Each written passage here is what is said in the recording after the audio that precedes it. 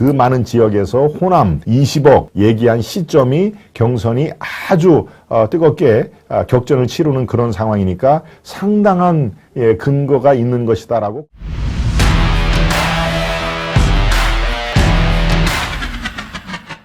광주에 돈 뿌려야 한다. 김용이 누구한테? 유동규에게 20억을 요구를 하면서 광주에 돈 뿌려야 한다. 예, 뭔가 좀 섬뜩하죠. 구체적인 지명까지 얘기가 나오니까 훨씬 더 그렇습니다. 훨씬 더 이 말의 신빙성이 있는 것이죠. 여기서 왜 하필 광주가 나왔을까요? 예, 바로 대선 경선 과정으로 작년 6월부터 6, 7, 8월에 이 집중됐죠. 경선에 이 포커스가 집중됐는데 이때 광주에 돈을 뿌려야 된다. 라고 얘기를 했다는 것입니다. 예, 광주의 그 대의원이라든가 이른바 투표권을 갖고 있는 표가 제일 많다는 얘기죠. 네. 그러니까 지금 광주 호남 분들도 우리 시청자 여러분들은 뭐 적지 않이 계시겠지만 여기는 뭐 지역 그런 무슨 그런 색을 드러내는 게 아니라 이 시점과 특정 지역에 돈을 뿌려야 한다는 그 말에 상당한 신빙성을 갖고 검찰이 들여다보고 있다 하는 얘기입니다. 네, 호남이요. 민주당 대의원 권리당원 수가 20만 명이 넘습니다. 그래서 전국적인 대의원 권리당원 수의 30%가 바로 호남, 그러니까 민주당이 최대 지지 기반이면 당연히 수도권과 호남이죠. 그러니까 최대 표밭이니까 여기에서 이재명이 압도적으로 우리가 이겨야 이 이낙연을 우리가 앞설 수 있다라고 하는 그런 상황이니까 광주에 돈을 뿌려야 된다. 일단 20억만 좀 만들어줘 라고 호남 공략용이라고 얘기를 했다. 누가? 유동규가 검찰 진술을 통해서 얘기를 한 겁니다. 저는 이 유동규가 만들어낸 말은 아닐 것이다. 왜? 그 많은 지역에서 호남 20억, 예, 그 다음에 얘기한 시점이 경선이 아주 뜨겁게 격전을 치르는 그런 상황이니까 상당한 근거가 있는 것이다라고 검찰이 지금 들여다보고 있기 때문에, 네, 김용이 돈을 요구한 시점, 금액, 그 다음에 유동규의 진술, 이런 것들이 지금 딱딱딱딱 아귀가 맞아떨어진다. 그러니까 굉장히 의미심장한 그런 얘기겠죠. 그렇다면 20억을 요구를 했는데 남욱에 8억 원을 받아서 6억을 전달했다. 실질적으로 지금 검찰이 파악한 거는 이제 6억입니다. 그럼 20억에서 8억 원을 받았고 8억 원에서 6억을 전달했고 나머지 지금 한 1억 5천, 2억 원이 비죠. 네, 이것은 지금 검찰이 이런 디테일을 살펴보는 겁니다. 그야말로 인마이 포켓이라고 얘기를 하죠. 배달 사고를 낸 건지 아니면 이것들을 쓰시라고 누구한테 준 건지 이런 뇌물이 성립이 되려면은 돈이 어디서 났는지를 파악하는 것도 중요하지만 어디에 썼는지 용처를 파악하는 것이 더 중요한 사항 아니겠습니까? 그러니까 검찰이 지금 중간 발표를 앞두고 요런 디테일, 이거 8억을 받아서 6억을 전달한 것까지는 나왔는데 나머지 그럼 2억은 돈이 어디로 간 거야? 그것을 지금 아주 상당히 고강도로 조사를 하고 있는 것이죠. 예, 이 김용이 구속기간이 열흘, 그 다음에 한 번 더 연장을 할 수 있으니까 20일 내에 바로 이 작업을 끝내야 됩니다. 이 작업을 어느 정도 끝내놓고 바로 이제 정진상을 소환을 하겠죠. 정진상 다. 그러면 정진상은 일단 이 김용은 구속이 돼 있으니까 두루 입을 맞추지를 못하는 상황입니까? 그러니까 정진상은 지금 그 다음에 내가 지금 검찰에 출두를 해야 되는데 김용이 어떻게 얘기를 했을까?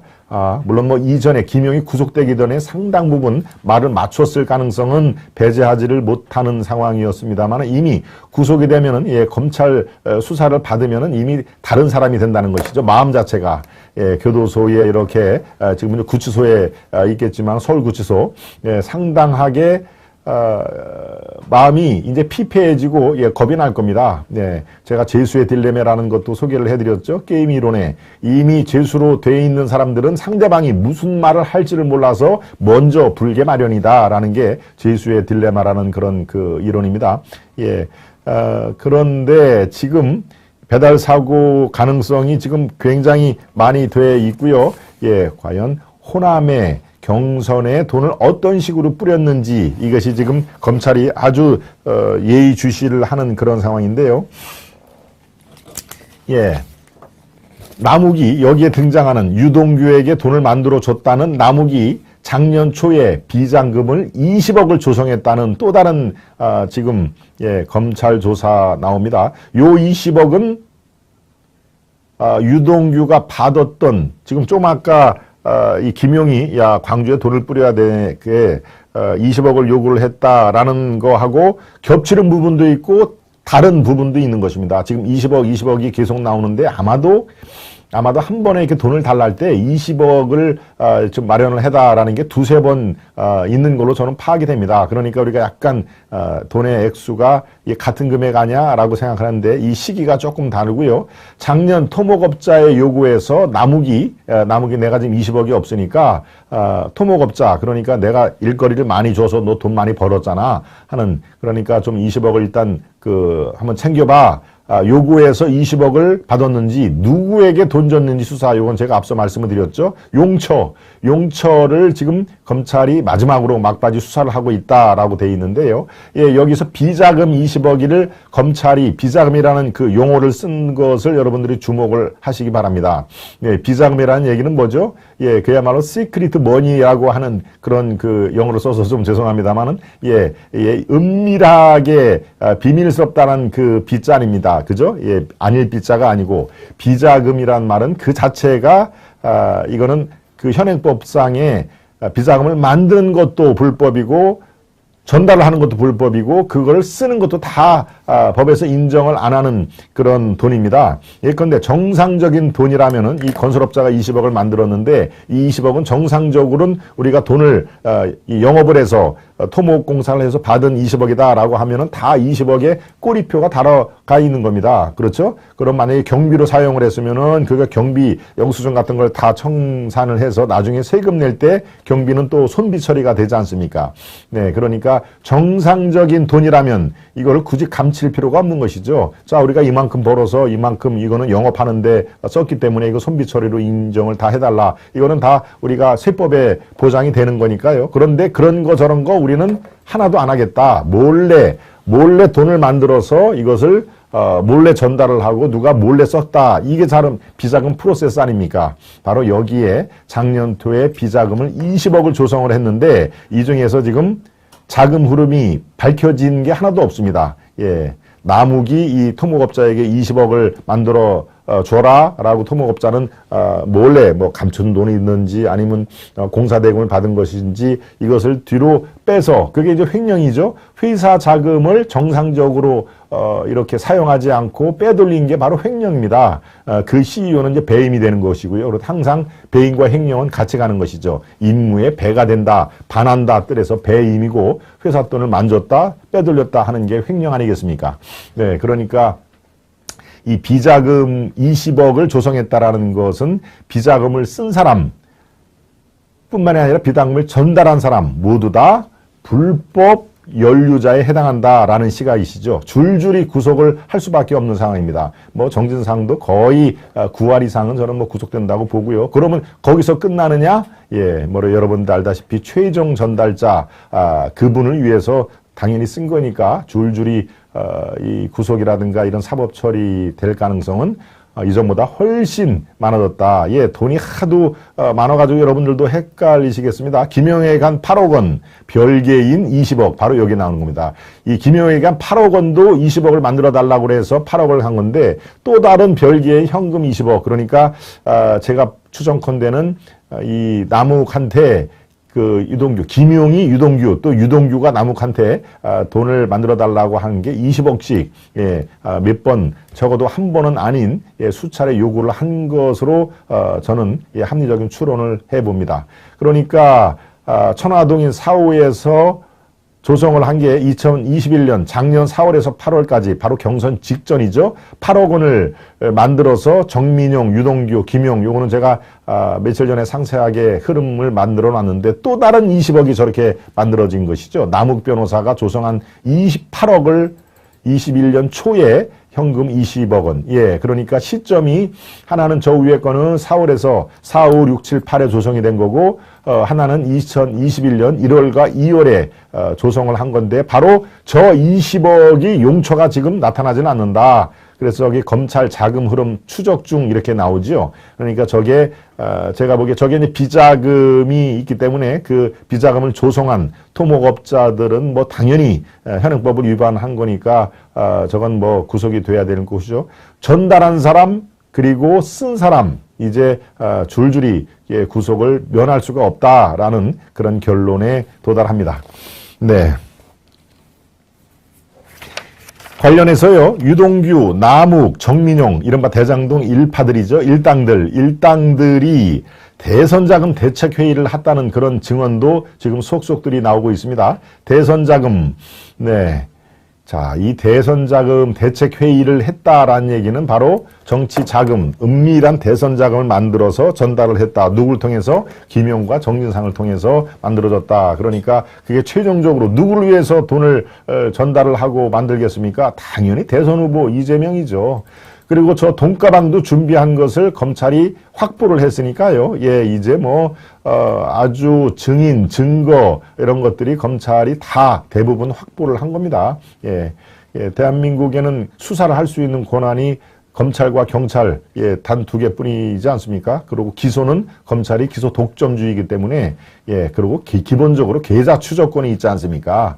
계좌 돈 각 은행이라든가 제2금융권에서 계좌를 추적할 수 있는 권한이 유일하게 검찰과 경찰에 있는 거니까요. 네, 경찰도 계좌 추적권에 그 제한이 있습니다. 그러니까 검찰만이 유일하게 이 모든 계좌를 다 들여다볼 수 있는 그런 상황이니까 시간 문제죠, 사실은. 네, 돈에는 꼬리표가 달려 있지는 않습니다만은 그게 뭉칫돈이 어디서 빠져나가지고 누구한테 가고 그걸 피하기 위해서 이제 저런 그 CCTV가 달려있지 않는 은밀한 고속도로에서 주고 이러는 거 아니겠습니까? 네, 조금 전에 그 기사 다시 한번 살펴보면서 보완을 해드리겠습니다. 대장동 3인방이 2014년 지방선거, 요거는 대선이 아니라 지방선거입니다. 지방선거 전후에 자금 전달에 의혹이 있다. 이건 2014년이니까 성남시장 두 번째, 이재명이 성남시장에 두 번째 도전을 한 걸로 보이죠. 2014년이면. 네, 여기에도 마찬가지로 돈 흐름이 저렇게 전달이 됩니다. 이모 씨와 남모 씨를 통해서 한 번은 23억, 한 번은 20억 원. 예. 바로 지금 성남시장 할 때도 저 정도 돈이었는데 대선할 때는 저거보다 동그라미 하나는 더 들어가지 않겠습니까? 그러니까 앞으로의 나올 금액의 액수 이런 것들도 우리가 예단이 가능한데요. 조금 더 키워봐 주시기 바랍니다. 남욱, 천화동인 사후 소유주한테 돈이 23억과 20억이 흘러갔고 남욱은 김만배, 여기에 이제 김만배 이름이 나오네요. 12억 원이 전달이 됐다. 23억과 20억, 43억 원이 남욱한테 왔는데 김만배한테 전달하는 것은 12억 원, 약 한 30억 정도 차이가 나죠. 요 30억도 과연 지금 누구에게 가 있느냐, 누구를 위해 썼느냐, 어디에 돈이 만약에 안 써 있다면 어디에 파킹이 돼 있다는 거 아닙니까? 어디에 파킹이 돼 있느냐라는 것들이 검찰이 지금 세부적인 그런 수사를 하는 그런 포인트 중에 하나입니다. 김만배는 유동규에게 3억 6천만 원, 유동규는 한 사람은 김용한테 1억 주고 한 사람은 정진상에게 5천만 원 주고 정진상에게 5천만 원만 줬겠습니까? 그것은 이제 여기에 이거는 확실한 물증이라든가 용처가 확인이 된 액수가 1억 원과 5천만 원이기 때문에 그 이상으로 이 수사가 진행이 되면은 당연히 받은 금액은 훨씬 더 많아져야 된다 하는 생각이 듭니다. 네. 이렇게 광주에 돈을 뿌려야 된다라고 김용이 20억 원을 요구했다는 그런 증언을 유동규가 검찰 수사진에게, 검사에게 얘기를 한 것은 지금 정치권에서 이 평지풍파로 지금 하고 있습니다. 네. 그러면은 광주에 일단 광주 지역의 국회의원들 이미 다 이재명이 포섭을 했겠지만 광주의 국회의원들 밑에는 또 시의원, 구의원 이런 그 하이어라키가 있지 않습니까? 조직 자체가 당협위원장이 그걸 하는 겁니다. 당협위원장이 국회의원이 내가 당협위원장이다 싶으면 우리 지역 출신의 시의원들 몇 명, 구의원들 몇 명 이런 사람들을 통해서 다 이 조직 관리를 하는 거 아닙니까? 거기에 돈이 어떤 식으로 뿌렸고 누가 이 돈을 주관해서 나누어졌는지 이런 것들을 아마 글쎄요. 그 정도 수사도 한 보름 정도면은 대부분 다 얼개가 드러날 걸로 저는 생각이 됩니다. 네, 저들에게는 돈이 그저 두루마기 휴지 같네요, 김성님. 네, 정치는 부패를 먹고 잘한다고 하지만 정도가 있어야죠. 정말 개탄스럽네요. 도희님도 참 개탄의 말씀을 주셨고요. 제명이가 대통령이 되었으면 성남, 경기도의 온 나라가 비리 천국이 될 뻔했네요. 정말 하늘이 도운 것 같습니다. 예, 깨어나라, 깨어나라. 우리 강일선님이 미국 뉴욕에서 아주 함성을 외쳐 주셨습니다. 예.